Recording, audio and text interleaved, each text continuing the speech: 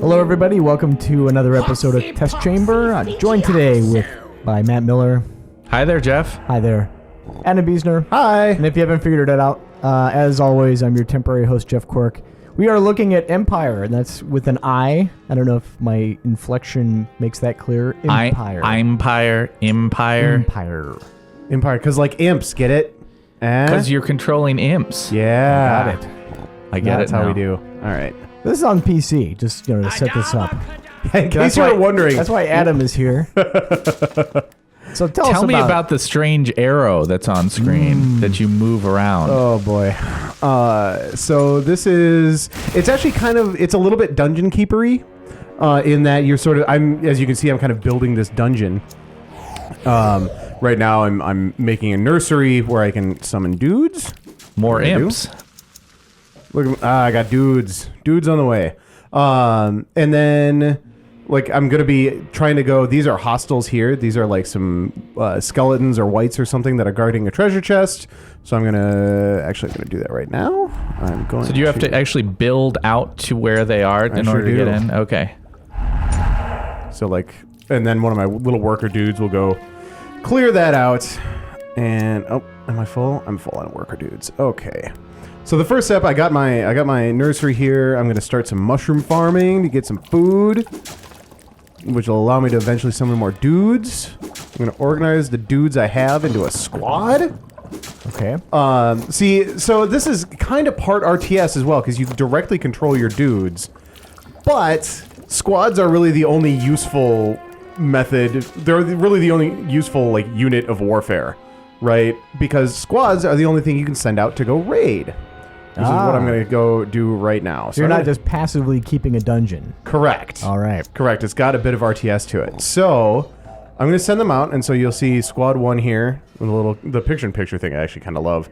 Yeah. But they're going to run out the exit to my dungeon, and they're going to go raid me up some gold, which is going to be great, because that allows me to make another squad, because you're really sharply limited by how many squads you can have. For now, I can only have the one. You can see these are locked off. And so I need to get gold to unlock these other slots. So, I'm doing that. Eventually, heroes are going to show up in here, and I'm going to try to build some traps around here to mess them up when they show up. But then also, I'll be using my squads to oppose them. So are heroes that are raiding your dungeon the main thing that you're sort of working against? Yes and no. So let me dodge the question. Heroes are they're sort of there to keep you honest. What you're really doing is trying to go beat up these things here. There's a side quest up here and some rat men, and there's this old sorceress that I need to help. But then my main quest is up here. I need to get up here and kill this trap maker dude. So are you almost always using imps? Is that what's going on there? You get skeletons on your side eventually, or you get a bunch of stuff. So I can show you if I go into here. As you complete sort of mini objectives like recruiting units and building up your dungeon and stuff, you unlock what's called, I don't remember. It's got some stupid name, but they're basically dungeon points. So I'm going to unlock a priest right now.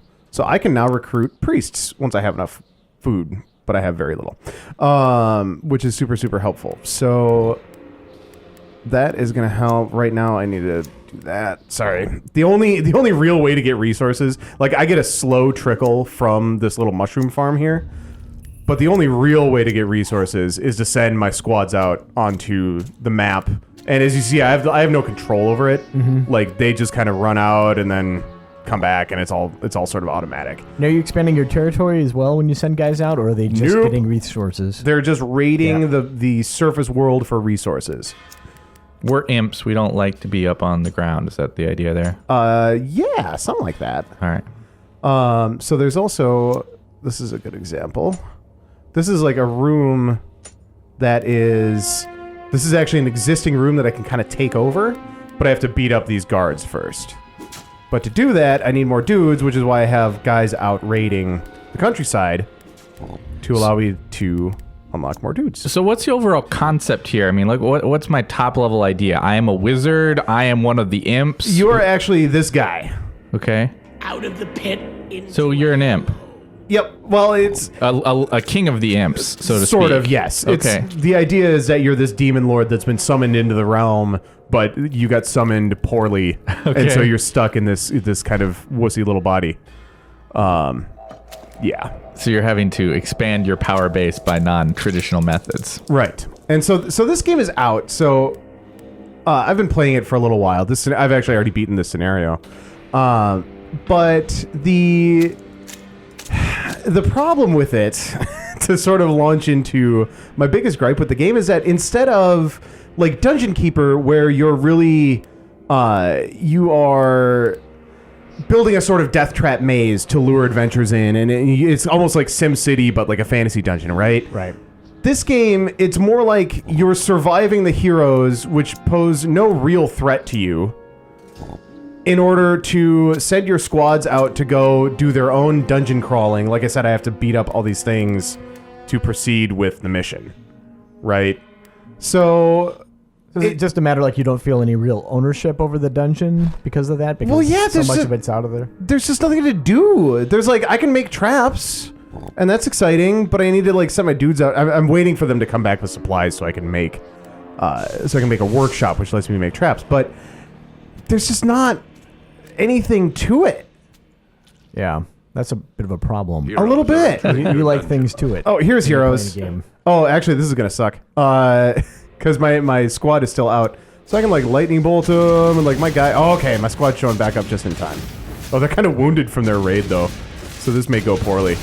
So, but as you can see, I have no real control over them. Like, I can order them to do things, but it's not gonna really do much. So, like, I kind of have to just hope that they attack the guys that they're supposed to attack. Mm-hmm. It's not like you don't have that fine level of RTS control where you're putting your melee guys up front and your range guys in back. There's a little bit of that, but it's so clumsy, and the low level AI takes over so quickly that you don't really do yourself any favor by doing that. So it's kind of weird. I need to send them to go eat to get their health back and their aggressiveness. The little yellow bar is aggressiveness. And they need to eat to replenish it. So just to kind of go into the lineage here, you said this is developed by Cyanide. Mm-hmm. We know them from... Game of Thrones. And published by... Paradox. We know them from... Crusader Kings, most recently. So it's both definitely companies with sort of a spotty track record. Like, I like that, like, they're trying these different things, right? Like, this is definitely a different kind of a game, right, than the normal stuff we kind of see. But at the same time, like, it just doesn't work super well on the levels that it kind of tries to. Is it one of those games, I run into this pretty frequently. As I'm playing it, I'm thinking to myself, boy, the sequel is going to be really fun. But, oof, it's just not there yet. You know, honestly, no. My problem with this game is actually on a more fundamental sort of design level. Like, everything works kind of as designed. Right, like I can send my dudes out, and I can get resources and build rooms and all that kind of stuff. But I just like the whole sim part of it, the dungeon building part of it, is so massively simple, so just almost barely there, that I'm just bored by it, and all I'm doing is trying to like check off these boxes of like, okay, I need to build this, and then I need to build this other building, and then I can build my squads and then go take out these guys. But there's no real challenge to it. And it's like, once I engage these guys, all I do is I run my dudes into there, and I hope that my guys are stronger than their guys, because there's no real control I have over the outcome beyond that. So would you recommend this to somebody who is unable to get Dungeon Keeper running on contemporary hardware? No, I wouldn't. I would say you should play a good game instead. I want to get into a decent combat here. I suppose I could just send these dudes up. I need to... All right, here we go. Now, your guys pick up loot throughout their adventures, or do you buy it, or strictly they are what they are and they get stronger? They pretty much are what they are and they get stronger. You can research, you can get upgrades. Mm-hmm. You can build like a workshop that lets you upgrade their armor and weapons and stuff like that, but it's not, I mean, it's super, I can show you the mechanic. It's right there. Okay. Upgrade armor to level 2, which is fine. Like, there's nothing wrong with that. It's just... doesn't really do much. And then, oh gosh, I forgot the other thing that totally dumbs down the strategy of like what your guys are doing, is that for a trivial mana cost, let's say like I got my dudes, they're gonna run up here. For a trivial mana cost, I can just teleport like my main guy or any of my squads. Like, let's say that I'm fighting these guys and my squads are engaged here and they're doing their thing, right? And I'm like, I'm gonna cast a lightning bolt on this guy. I'm not gonna cast a lightning bolt. Because my main guy died. Okay. So let's say that like bad guys came in here, heroes showed up.